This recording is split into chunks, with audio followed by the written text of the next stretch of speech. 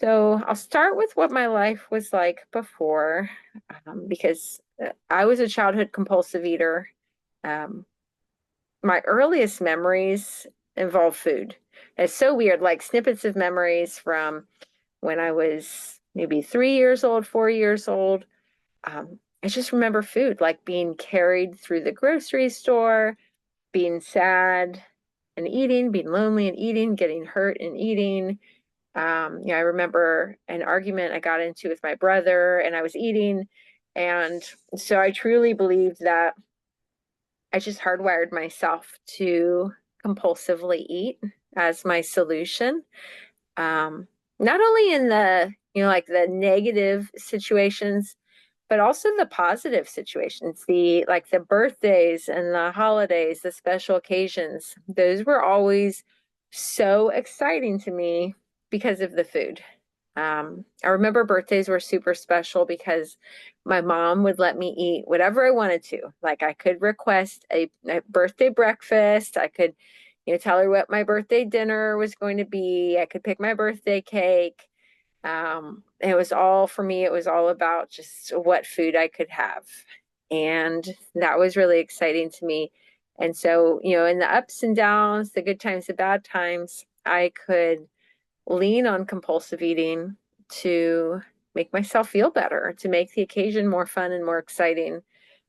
Naturally, I gained weight. It was just a natural consequence of my eating. I gained weight, and I don't know if I would have been considered obese as a child, but I was definitely very overweight. By third grade, my compulsive eating had caught up with me, and that's the first year that I remember getting made fun of. I was pretty happy in kindergarten. I remember kind of liking my teachers, liking my school in first and second grade. And then like there's some shift in third grade that I just suddenly I was the fat kid on the playground. And I remember being very unhappy.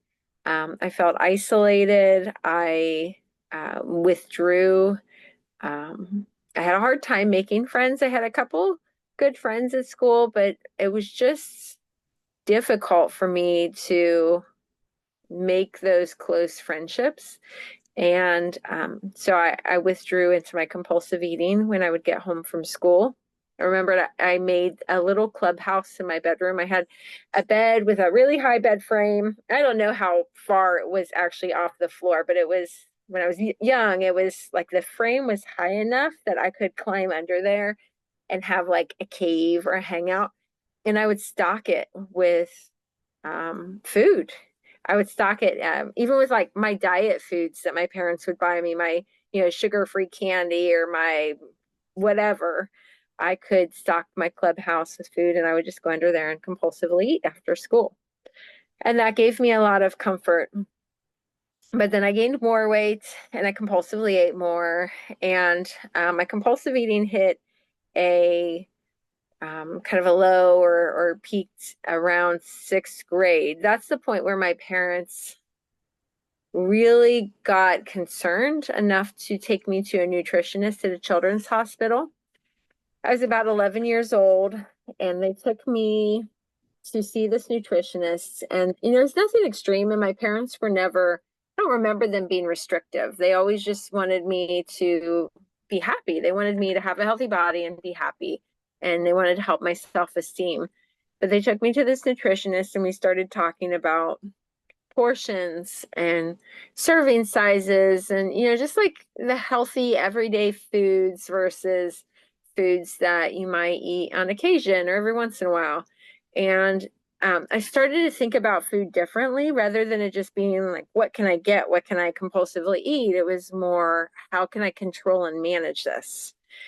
And so I started mentally tracking what I was eating through the day. And the nutritionist told me that I could call and leave a message on her voicemail.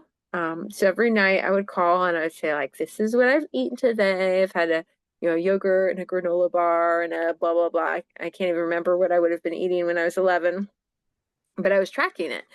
And that gave me some relief, just feeling like I was starting to be able to control the food. But in a general sense, I was still out of control. I was still compulsively eating. Um, a few like factors sort of merged at that period of my life. I was going into puberty. I was becoming more body conscious. So I was aware of my body, and I was, painfully aware of how fat I was compared to the other kids. I was also becoming a better reader, and so I could scope out the magazines at the checkout. We'd go to the grocery store, and there were always those magazines that the covers are like the new food plans or the new weight loss drug, or the people holding up their pants that are, these are their pants 10 sizes ago and they've lost 200 pounds, or things like that. And I was just aware of that. I was aware of how much food, how food focused, how weight and body focused our society is. And then, kind of strangely, my dad, who's a doctor, who had always like worked in emergency medicine or family practice, got involved in these weight loss clinics. And I'll have to go back someday and talk to him about it, and just, out of curiosity, how that came to be part of his career. But at that point in my life, he was suddenly involved in these weight loss clinics, and he was the doctor on staff. He'd help counsel people to help them meet their goals. And just naturally, his work, would come home with him. So, as he was involved with this, I would sort of pick up on what he was talking about. I loved visiting my dad at work, wherever he worked. That was so cool to go like be with daddy and see what daddy was doing. And so I would go to these weight loss clinics, and I could, see the materials. I could see the diet foods. And, I'm thinking about that as a childhood compulsive eater. I'm just like taking that in and absorbing it. Around seventh grade was when I finally like went on my first real diet. I had dabbled in food plans, and I had done Weight Watchers with a family member at some point, and we tried counting our points, and we did servings and all of that. But the first time that I remember really just knuckling down and following a food plan was between seventh and eighth grade that summer. And I think I had hit the point of just being sick of my body, like totally fed up with being the fat girl. And that whole summer, I don't remember anything about this summer. Kids usually go off and they play with their friends, they relax, they have fun. All I remember was going to the gym, and I would like pedal away on my stationary bike, or I would, plod away on the elliptical or the treadmill. And I was very focused on trying to exercise to compensate for my eating. But I also was starting to really obsessively track my food. Yeah, I had done a little bit of that with a nutritionist, calling and leaving voicemails. But that summer, I was very, very disciplined and obsessive. My mom, I guess you could call my mom my accountability buddy, and that she was the one person that I bounced everything off of. And all day long, I'd be like, Mom, listen to what I've eaten today. Mom, listen to what I've eaten today. This is what I've had. And I would list it off. And this was before the smartphones and the apps and all the different tools out there for tracking food and macronutrients. I would just try to mentally keep track of it and bounce it off my mom all day long. And I don't know if she really gave me any feedback. I don't think she told me like, oh, you shouldn't eat this or you shouldn't eat that. She just listened. Because I was, at that point, I was stuck in this obsession around the food. And I was very high strung with it. Ultimately, what ended up being very confusing to me throughout my life was that there were some people who followed food plans and they seem happy. I've known people who go to Weight Watchers or they do their food plan and they love it. They love the structure. They love, for them, it feels like freedom because they don't have to think about much. They just plan it out and that's it. It's done. For me, it was an obsession. It was like creating this prison that I'm telling myself I can only have these foods, I can't have this food, and then that's all I'm thinking about. And so it felt very painful to me. And I remember that summer, there was this really funny situation where I told myself, um, like I could have I don't know, like a fun size Snickers bar. And all day long, I was just thinking about the Snickers bar and just obsessing, like waiting for the perfect moment to eat it. And then I sit down and I finally start eating it. And my mom bursts in and starts screaming about this like slug that she had stepped on. And I was so grossed out, but then I was so pissed at her because she had ruined my moments. Like that was my moments with this candy bar, that I was sitting down and I was getting my ease and comfort from this piece of food, compulsively eating it. And then my mom interrupted that. And it's just, it highlights, it could have been a candy bar, it could have been a salad, it could have been anything, because ultimately it didn't matter what the food was. But it was that I was in this moment of trying to get ease and comfort with the compulsive eating. Like I was trying to control it. And then I was telling myself I could only have this serving, but I was eating it compulsively. And the fact that somebody was, like violating that moment of enjoyment for me, just made me so upset. And that's how much into self I was when it came to my compulsive eating. And sometimes we don't recognize how selfish we are with our compulsive eating. I know I didn't, because it kind of felt like, well, it's my body, my choice. Maybe thinking it doesn't really affect other people. But when we're in that selfish mindset of being focused on me, myself, and I, on my wants and needs, on my compulsive eating, I can't be present for others. Like in that silly, stupid moment of my mom freaking out because she stepped on a slug, I couldn't just like be available for her. I couldn't just laugh and like help her to see the funny side of it. I couldn't be present. I was just into self, thinking about what I wanted, what I needed, my selfish needs and wants. Um, so anyhow, I digress a little bit, but that's the illness. And I will say over that summer, the controlling and managing, the dieting, the exercising worked, because I was able to get weight off. I went back to school in 8th grade, very slim, like healthy body. I mean, I'm sure my body was healthier because I needed to get some of that weight off. I hadn't been very active. I hadn't been very healthy prior to that. So I had this healthier body, but what I noticed is that people were starting to give me positive affirmations, like just recognizing how hard I had worked, that, they said I was so disciplined and I looked great. And it was the first time that I remembered getting that from others, aside from my family. I mean, my parents and my family were loving and supportive, of course. They never made me feel badly about myself. But, in my mind, like the parents don't count, because of course they're going to tell you you're beautiful. Of course they're going to tell you you're perfect as is or whatever.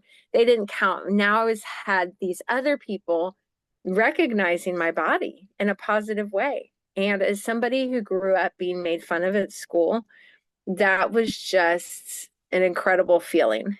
And it made me love controlling and managing the food. For as much as I loved compulsively eating, and it was kind of fun and exciting, and I enjoyed that to a certain extent, I loved being able to control and manage it. And so, sorry, I'm trying to put on my do not disturb. I was able to, from that point forward, control and manage my food for a couple years, kind of up through the middle of high school, just dieting, exercising.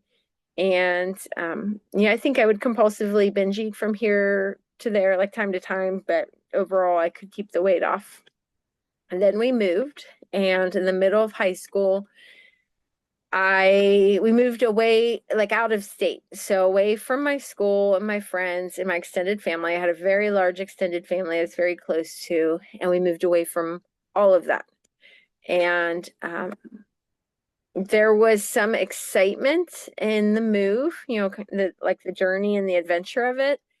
But once we settled into our new house, there's also a lot of loneliness of being in this new, different place, and not having that support system that I was used to. And also, I had gone from a high school that I had really enjoyed. I had finally started making friends to, I was homeschooling, so I could be home with my parents. And, I think that was homeschooling was probably a better alternative than like some of my experiences in school where I'd been made fun of, but it was isolating. And I just naturally went back to this place of loneliness and selfishness and trying to get my needs and wants filled by compulsively eating. So anyways, from that point forward through my young adulthood, my life yo-yoed between compulsive binge eating and just obsessive dieting and exercising. I was a person of extremes, very black and white with my eating. Like I had to be perfect on my food plan, or I would get discouraged and be like, oh, what the hell? I'll just throw in the towel and compulsively eat whatever I want to. When I was controlling and managing my food, I always had these resolutions, and there's nothing crazy about what I resolved to do, but they didn't work for me. So some of my resolutions were, for example, I'm going to start going to the gym every day. I'll work out for 45 minutes. I'll work out for an hour. I will start lifting weights. I'll, go to CrossFit or do this, I don't know, cross circuit class, cross training, circuit class. And so, but then I would also have resolutions like I won't eat sugar. I won't eat artificial sweeteners. I'll only cook at home. I will only eat X number of calories. I won't have snacks. And the list goes on and on.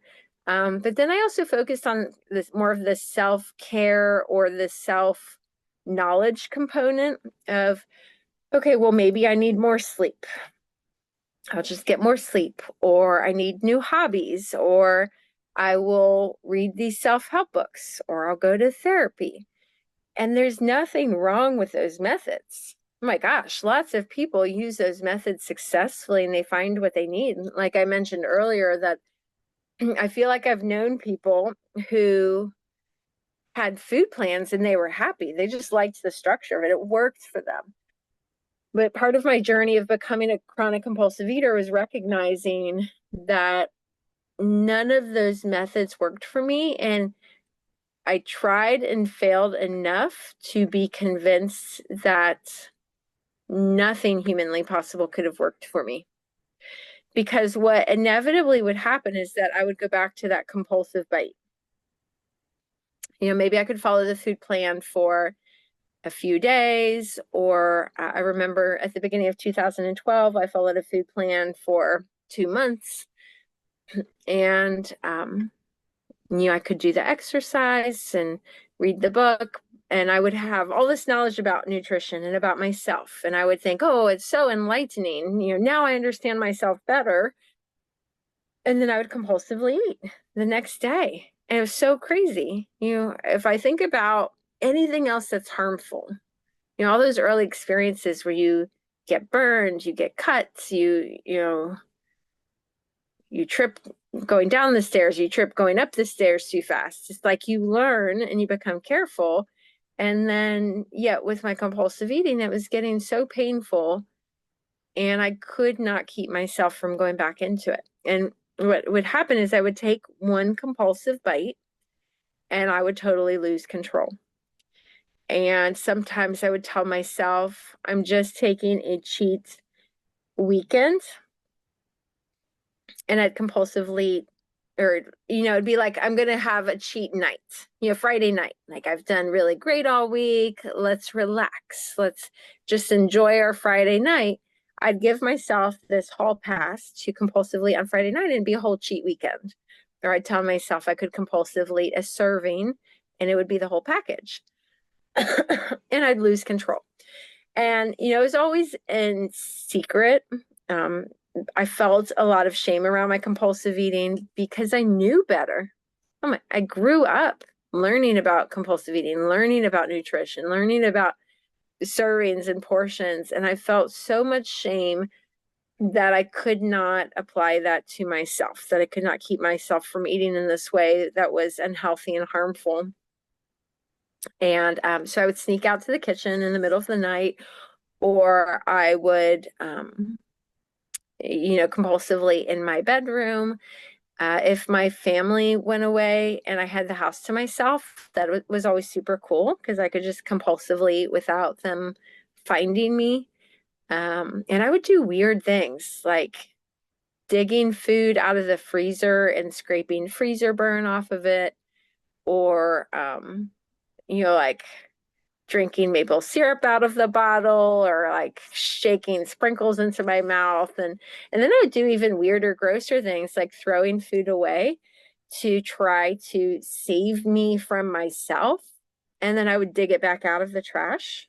There's so many times I would buy a bag of something, eat half of it, or like more, eat until I felt sick to my stomach. And then I would dump it in the trash, be like, I'm done with it. That's it. I'm done. And then an hour later, when a little room had cleared in my stomach, I'd go back and like pick through the trash and pick the pieces out that weren't touching anything too gross. And that's just weird. That's the kind of stuff that unless you were a real chronic compulsive eater, you just would not understand.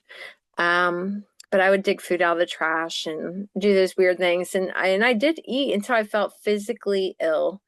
There were some times that I purged. And in my illness, I kind of had this wish that I could be bulimic. I felt like, oh, that'd be so cool if I could just make myself purge. And that never worked. But I purged a few times, and usually I just kind of sat with all that food in my body and felt lethargic and bloated. And I just felt so gross physically. But then mentally, I suffered even worse. Mentally, I felt depressed and isolated. I felt ashamed, and I wished that I could be different. And I didn't understand why I kept doing that. It's like beating my head against a wall. If I know better, why can't I do better? Why can't I just follow this food plan? Why can't I just eat reasonably? And that was crazy making for me. I actually started journaling in 6th grade and continued up probably to my early to mid 20s. And it's interesting to me, if I read back into my journals, I talk about this cycle. And I had no understanding of what was going on, but I very clearly would write that I was going back to the compulsive eating and I would lose control despite my best efforts, my best intentions, and my deepest desire to eat differently. I could not stop myself from compulsively eating. And so I struggled. That got progressively worse. Kind of fast forward through my young adulthood, the compulsive binge eating sprees came more often and in greater quantities. 2012 was really the year that brought me to my knees. I had also struggled with relationships on and off, a lot of codependent behaviors, especially in my dating life. And my romantic relationships had gotten really messy and unhealthy. And I finally swore off of dating. I swore celibacy. I was just not going to mess around with seeing anyone. And as I was, like white knuckling it with my relationships, so to speak, swearing off of dating, I threw myself into compulsive eating. And that was at the beginning of 2012. And actually, I felt like the year had started really well. My New Year's resolution had been I'm going to CrossFit and I'm going to do the paleo diet. And if you're not familiar with the paleo diet, it's basically like whole foods and I don't remember the exact guidelines, but essentially you're not eating junk and you're focusing on fruits and vegetables and whole grains, etc. And so I thought, okay, well, this is reasonable. I can do this. I can do this. And for 2 months, that was my whole focus. Just food planning, food prep, um, like just trying to get my body under control. And even though I wasn't necessarily compulsively binge eating, I was still very much stuck in the obsession around food. I spent a lot of money on my diet foods. I think back, and as a single working adult, I was spending like $1,000 a month on groceries, and this was, in 2012. And I just think like it was I don't know how much a normal person spent, but in retrospect, it felt like a lot of money. Just making sure I had all my healthy foods, my whole foods, and my diet foods, and it was obsession, obsession around how to control my body and my eating. But I felt successful because I lost weight. I liked how my body looked. I felt in control. I remember thinking, even though it was a lot of work because I would do lots of food prep and planning, I remember thinking, like, this is totally worth it. I will do this for the rest of my life if this is my ticket to freedom. And then I went on vacation. I couldn't eat my normal way. I gave myself a free pass to just have fun, compulsively eat whatever, do what I wanted. And so I went on a compulsive eating spree on vacation. And when I came home, I thought, okay, well, now it's time to get back on the food plan. And it was so weird because I could not regain that sense of control. I had gone from being super disciplined, following my plan to a T, like doing it exactly as it had been prescribed, to now it was like a couple of days on, a few days off. I would do it, one day, off of it the next day. And I had just completely lost the ability to stick to my resolutions around food and my eating. And that went on for months, months and months and months of struggling. And, I think about, I had the incredible opportunity to study abroad that summer. And I went to Spain for 6 weeks. And rather than being focused on the culture, learning the language, making friends, getting to know people, I wanted to do a sugar detox. Like, that is my strongest, most powerful memory, is that I was going to do a 21-day sugar detox. And while I'm off in this incredible, like, educational, cultural opportunity, I'm just like thinking, I want to have this, but I shouldn't. Can I eat this? I should eat that. Obsessing about the food. And so I sort of make it through 21 days, although I think I was compulsively eating other foods, like non-sugary type foods. I make it through this 21 days of my so-called sugar detox, and it ended on my birthday. And I just remember I went to one bakery, and my intention was to get this big platter of cookies. I was going to take it to my class and share it with people. And I ate it all. Like, I don't know. I don't even remember what the thought process was. I think like I started to eat one and then a couple more.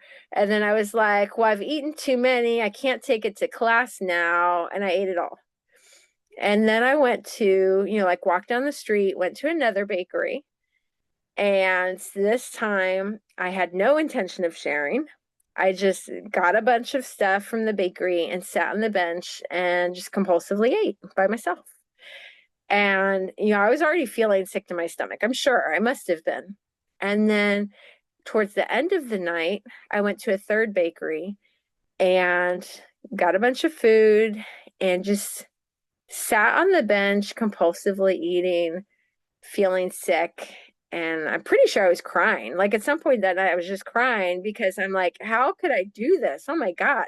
Like I thought detoxing from sugar would be my solution. And here I am, just being crazy, compulsive eating. And I came home, eventually came home from that study abroad trip. I continued to get worse, and I was going deeper and deeper into depression. And then my family member suggested a 12-step program for compulsive eating, and that was new to me. I was not aware of 12-step programs other than references in movies and on television. I didn't really know what it entailed, but I was willing to check it out. And I got onto a meeting, and thank God, almost right off the bat, I found a sponsor who had had a spiritual awakening as a result of working the steps. And I'm so grateful that I did not have to be in the rooms for very long before I found somebody with a real solution. I talked to a sponsor who had recovered through the spiritual principles of a 12-step program, and she was neutral. We could relate compulsive eater to compulsive eater. I could tell her the weird things that I had done, and she could tell me hers, and we could totally relate in our battle stories. But the difference was that she was not obsessing. She was free and neutral and not fighting it and not avoiding compulsive eating. And I loved that. I was very attracted to the program because of that. I was attracted to the recovery she had, and I wanted it. I wanted to be free. It went beyond the weight stuff because at that point I was overweight. I had gained a lot of weight over the course of 2012. And so I felt uncomfortable in my body. My clothes didn't fit. And I'm sure, like, from a medical perspective, I needed to lose some weight. But even beyond that, my mind just needed freedom from compulsive eating. First and foremost, I needed relief from that obsession.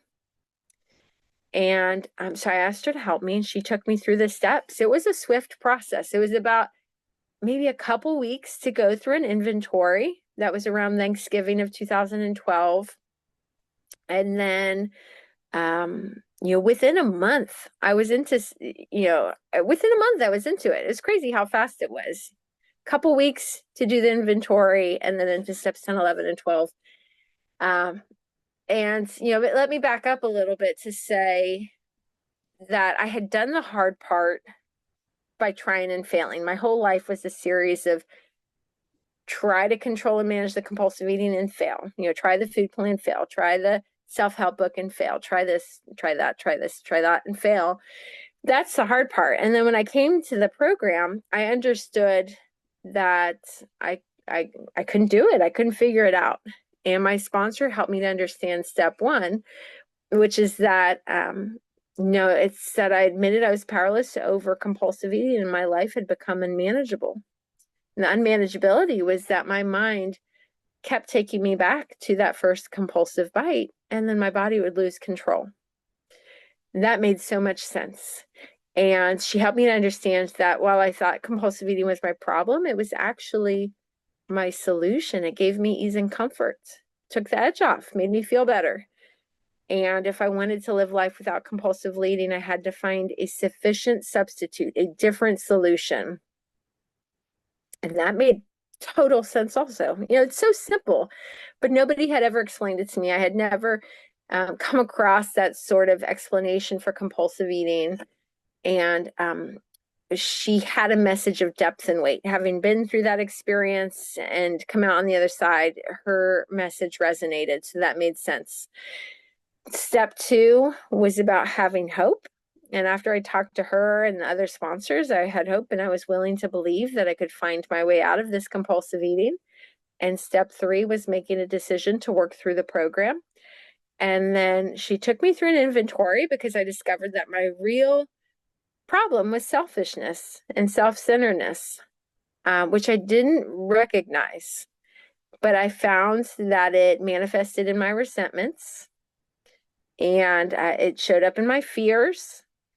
Selfishness kind of permeated my relationships, very strongly in my romantic relationships, but also in friendships or with family and coworkers, and lots of people pleasing. For example, I never thought of people pleasing as selfish, but it's inherently manipulative. And when we're people pleasing and not being true to ourselves, we're not aligning our relationships with God's will. And that's just an example. But as I did this inventory, I started to see where that selfishness was coming up in my life. And then I went through the inventory with my sponsor. I went through prayers. I was turning myself over to my higher power, and I started to make amends. That's a lifelong process. And then I moved into steps 10, 11, and 12.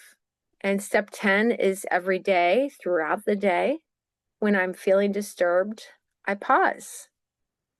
We can match calamity with serenity if we're connected with God, whatever it is. Tragedies. People go through awful things, but when we can connect with God, we can match it with serenity. So if I'm going about my day and something's bothering me, there's a disconnect. There's selfishness, like I'm not getting my way, or I'm kind of stuck in my head. There's some morbid reflection. There's fear. Fear is inherently selfish because it means I'm not trusting God. I'm trying to figure it out myself, solve it myself. And so if I'm disturbed, I take that pause, try to identify the defect, connect with God around it, connect with my sponsor, make amends if I need to. I find someone to help, try to be helpful in that moment. And sometimes that helpfulness is, like refocusing on my family, the person in front of me, refocusing on the coworker or the client in front of me. But sometimes, that helpful act is calling a newcomer or getting on a meeting. But we let God direct us in how to be helpful. The important thing is that if we are in self, we have to get out of self. Step 11 is prayer and meditation. We're talking to God and listening to God. And we need to do that every day, throughout the day. We need to develop that relationship with our higher power.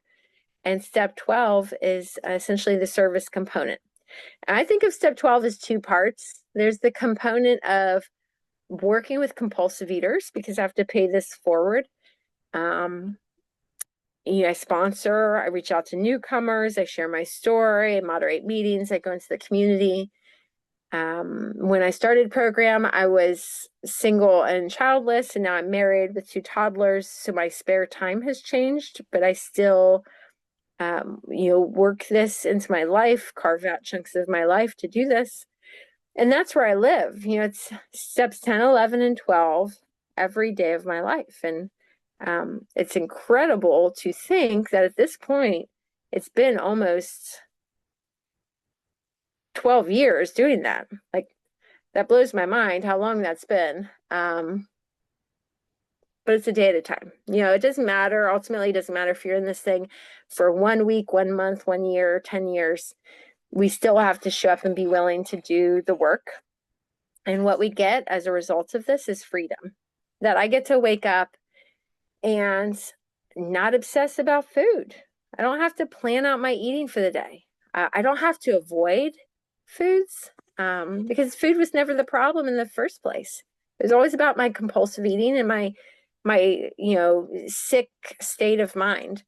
I used to tell my family, like, don't bring that around me. Hide it if you bring it into the house. I don't want to see it.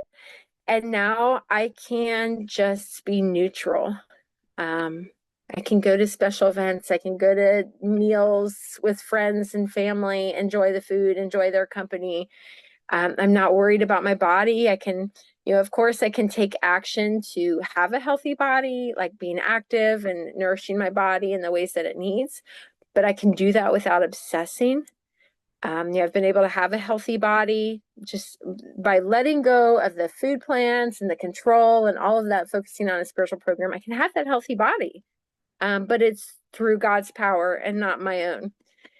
But then even beyond that, my relationships have improved. When you're not stuck in your resentments and your fears, when you're not living selfishly, your life improves and your relationships improve and becomes more meaningful.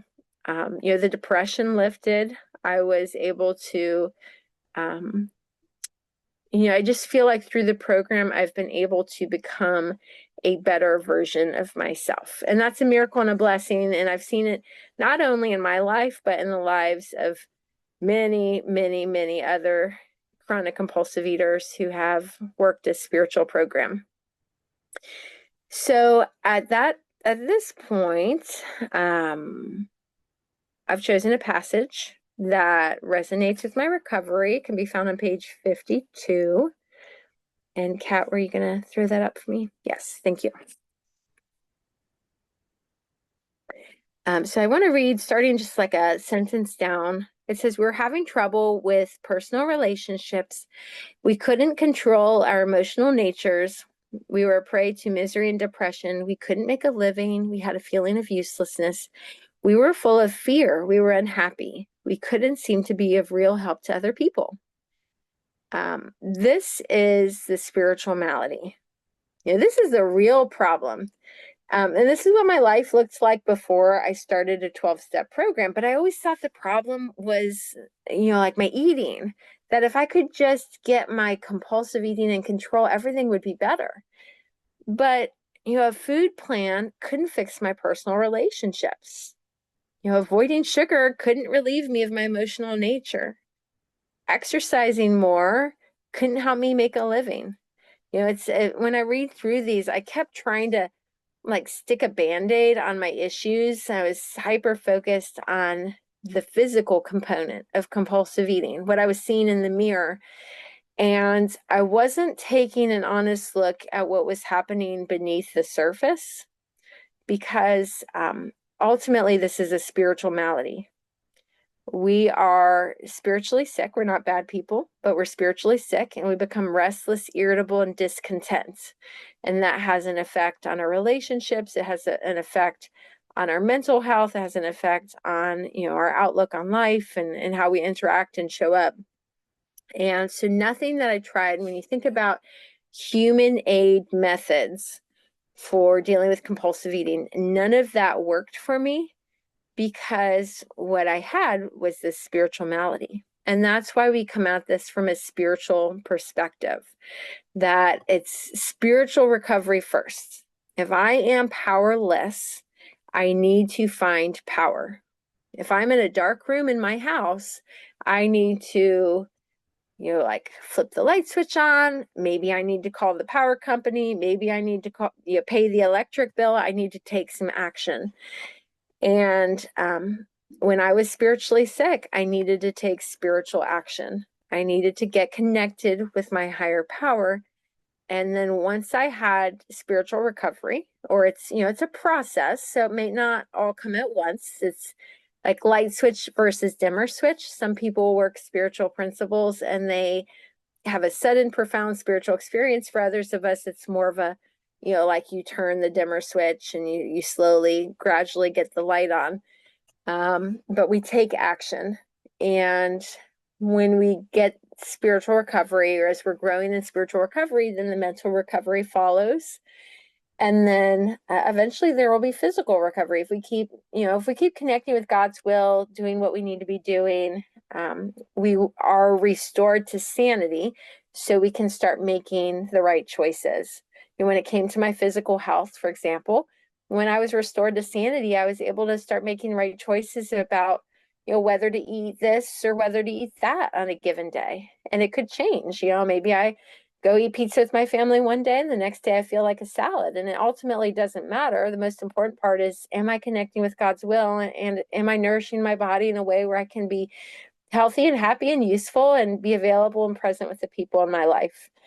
But that level of sanity comes from not these external forms of control or the human aid methods. That sanity and the ability to make good, healthy decisions came from my higher power, and connecting with my higher power, and just working on my spiritual health. So I will end with that and leave my contact information. My name is Meg, and I'm a recovered compulsive eater, and you can contact me via call, text, WhatsApp, but it's Indiana Eastern Time in the U.S.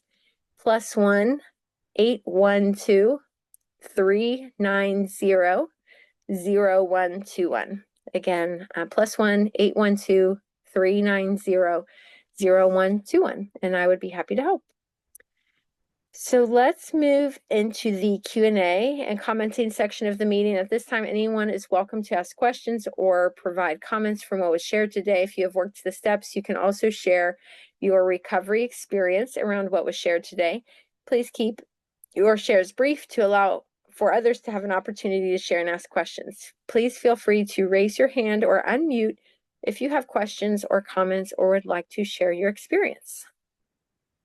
It's Kat. I just wanted to comment. I really like what you shared at the end around sanity around food, because, so many of us can have that experience where it's like we think that all of a sudden, like a healthy food plan is going to arrive to us as soon as we recover, or something like somehow our food's going to sort ourselves out. But we really have to look at how we're living and like the things that we're doing on a day-to-day basis. Because, some of us were living in a way that it's like, man, why is my food crazy? But we were living in a way, that like there's no way for to have like your focus on sanity is really key there. Like just about that, we have to have sanity first, because without sanity, like how can anything go good in our lives? So I really appreciated it, and thank you so much for your share.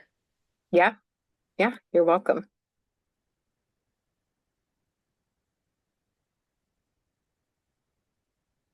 Yeah, it makes me think of like sort of just a weird, odd example.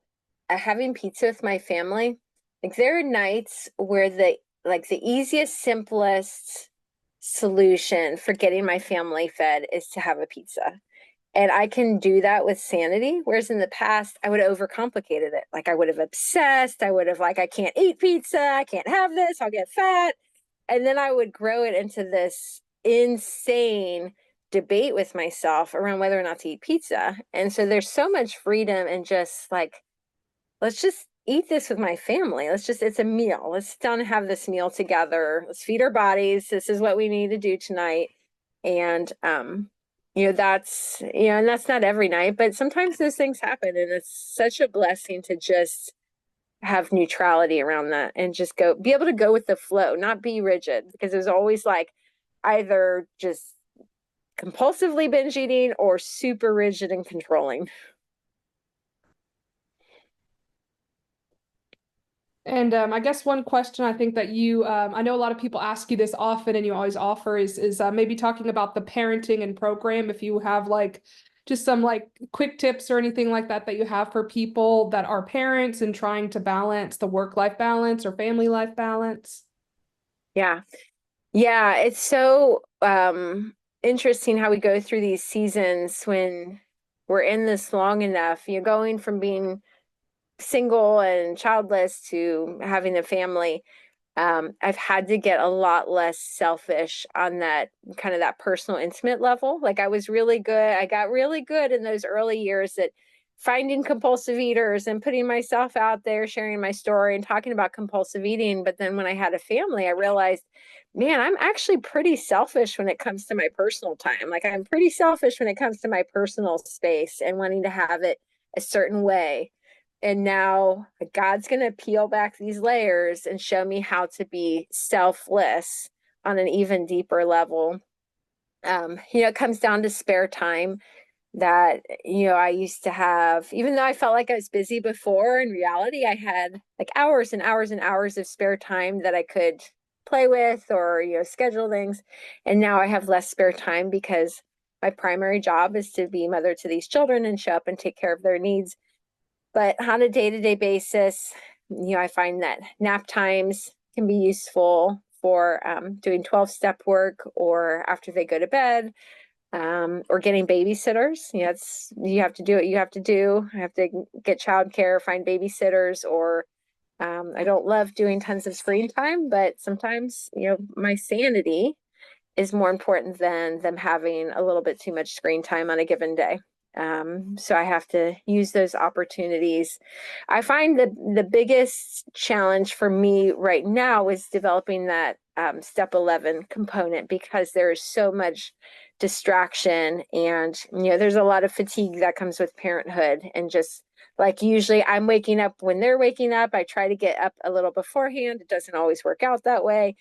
And then it's like, how do I get in? How do I connect with God and get myself centered when I have little people clamoring for my attention? And the only thing I can say is that, you just do the best that you can. I try to, when I can, I try to take some time by myself to go through my prayers. I love going through the prayers in the big book.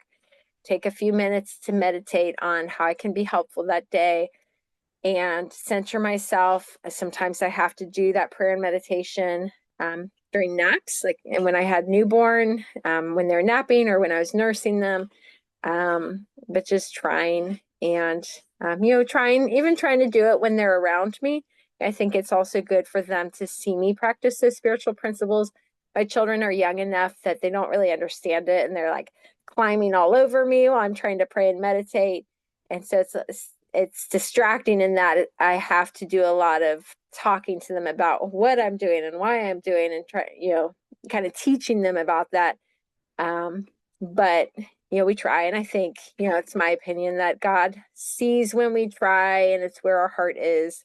And hopefully, it's just a season. So I know when I get through this season, eventually there's going to be a season where they're able to give me that little extra time and space to do my prayer and meditation. They're going to understand why mommy needs a little bit of time in the morning. But we just learn to roll with the seasons, I guess.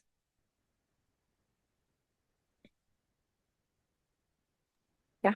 I think you Well, have a and couple hands raised, by the way. I don't know if you can see them, yeah. but Okay. Lisa and then Eleonora. Yeah. Hey, Lisa. I'm not sure if I can do it. I'll just call on you, Lisa, if you're able to unmute. Yeah, thank you so much for your share. That was really open of you, and I appreciate it. I'm a mom too, so I get it. Really get it. Yeah.